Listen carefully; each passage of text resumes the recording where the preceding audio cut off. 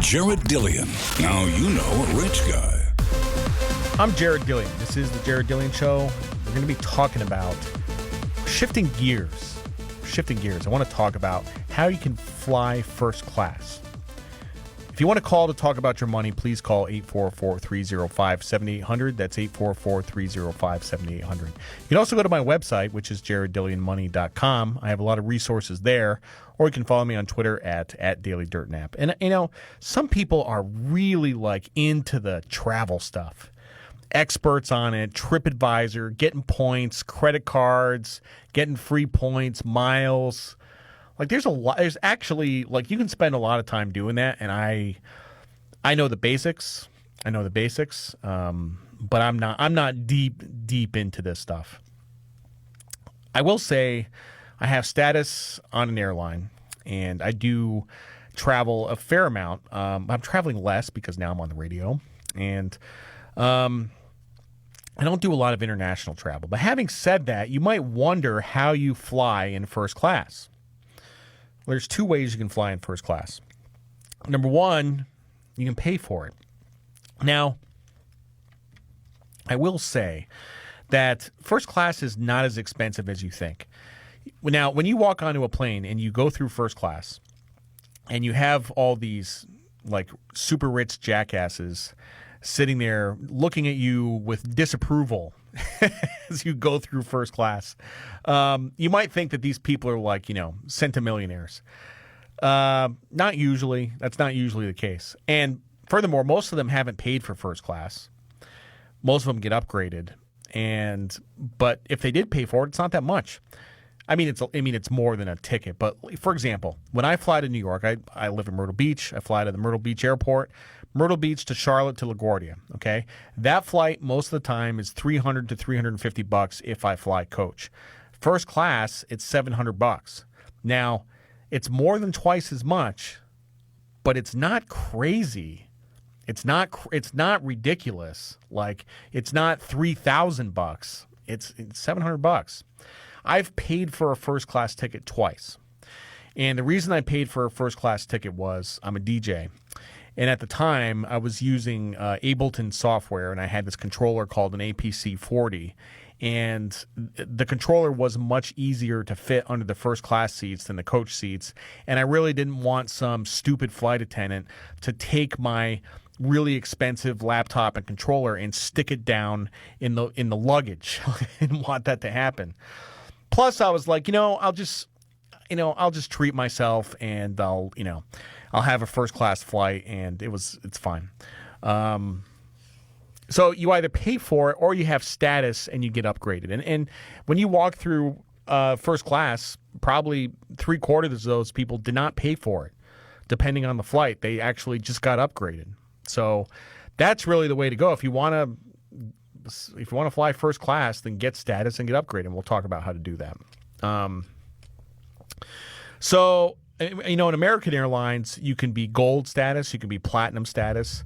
Then they have something called Platinum Pro, and then there's Executive Platinum. So in order to get gold status, you need to fly 25,000 miles a year, which is basically if you go to L.A., New York to L.A. and back 6,000 miles, 4 flights, and get you to 25,000 miles.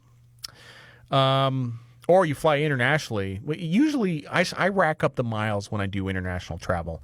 Went to Argentina one year, just racked up the miles, lots of miles. Platinum is 50,000 miles. Platinum Pro is 75,000 miles. And Executive Platinum is 100,000 miles. 100,000 miles is a lot. That's 2 or 3 flights a week. That's a lot of flying. I know a guy.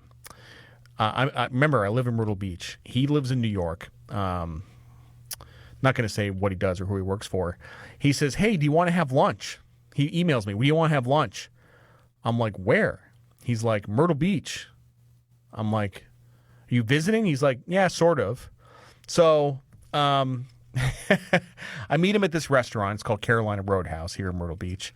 And I meet him at this restaurant, and I'm like, "What are you doing here? You got business down here?" He says, "No, I literally just flew down here to get status."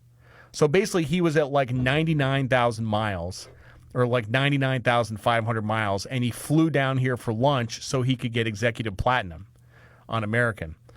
And it's, for him, it was worth it, right? People are crazy about the status, but anyway, it's more than just the miles. It's a little bit more of a complicated formula. They have, it's also based on the number of dollars you spend and the number of segments you take. So if I fly to LaGuardia, it's basically 2 segments to get there and 2 segments back, so that counts too. Gold sounds really fancy, but gold you really don't get much. I mean, theoretically, you can get upgraded if you have gold status, but the thing is that there's usually people ahead of you. Platinum, Platinum Pro, Executive Platinum, there's people ahead of you in line, and if you have gold, even though you're gold, like, you usually don't get upgraded. It's kind of a raw deal. What else do you get with status? Well, bag fees, no bag fees. That's nice. I don't really, what's funny? I am the lightest packer of all time. I have a carry-on, and that's it. It's all I need. I can travel for a week in a carry-on. I never need a big suitcase. So I never pay for bags anyway. Priority boarding is super helpful. So, like when you're standing there in the boarding area and they board like group 1, group 2, group 3, and you're in like group Q, group X, group Z. So, yeah, I mean, boarding ahead of everyone else is super convenient for a bunch of reasons. Number one, well, the main reason is the overhead bins. See, if you board last, they're all full, and then you're stuck, and you don't have any room for your bag, and then they check it, and now it's bad, right? Because now it's bad because they check your bag. If you board first, you just put your bag up in the overhead. So, yeah, and also like if you have to make a connection.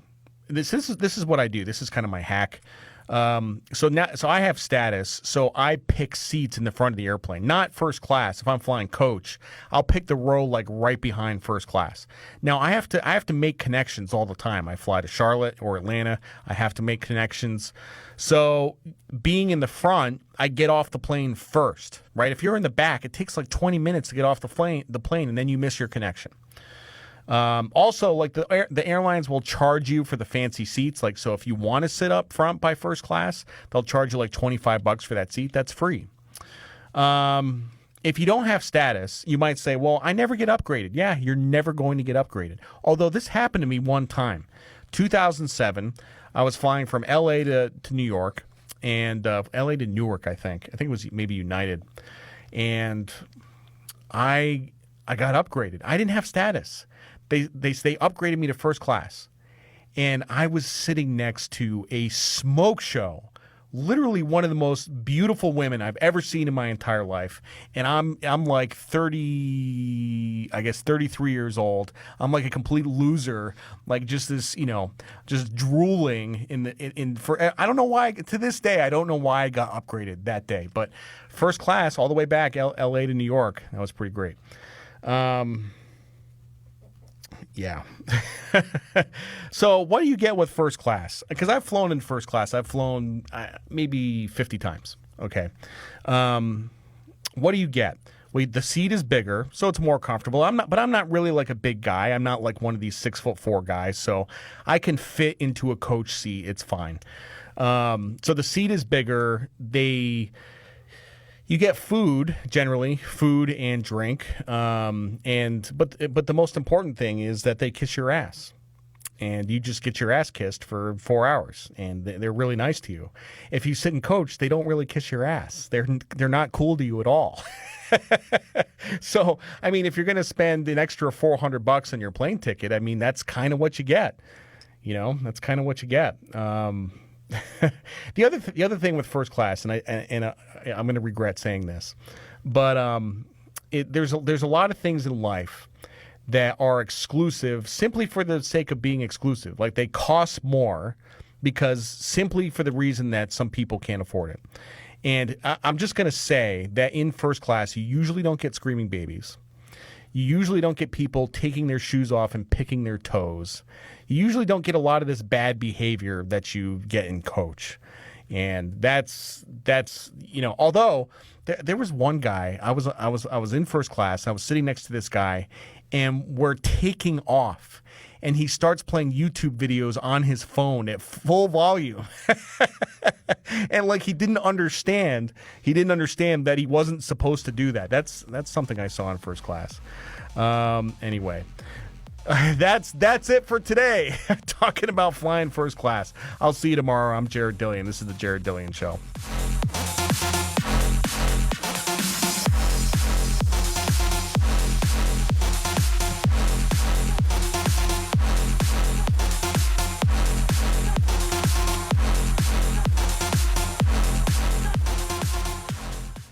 Jared Dillian. Now you know a rich guy.